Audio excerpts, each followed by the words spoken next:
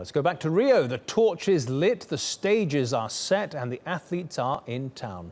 Rio 2016's Paralympic Games are getting underway. For many of the athletes involved, though, the road to Rio has involved more than just hard work and determination. But as Dewi Preece reports, questions have again been raised over whether the host city is ready. London 2012 set the bar high when it came to hosting the Paralympic Games. It saw record ticket sales, was broadcast to more countries than ever before, and was called the best ever Paralympic Games by the International Paralympic Committee's Xavier Gonzalez. So, as athletes prepare to line up in Rio, how does the event compare? Only around 200,000 tickets, or around 10% of those available, had been sold by the end of the Olympic Games. But now, after a last-minute rally, around 1.5 million have gone.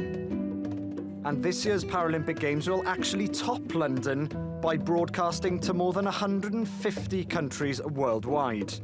But that could prove to be the only obvious feather in their cap.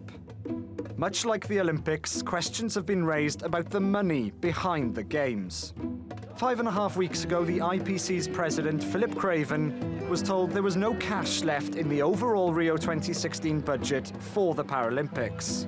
Some countries' athletes hadn't received any financial support to travel to Rio, and there were major concerns about scalebacks, which could have been at the expense of some athletes and events.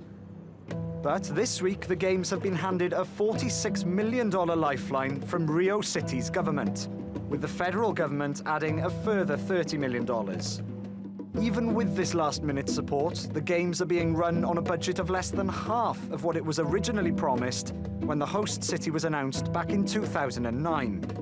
And it all comes at a time of economic crisis in South America's largest economy.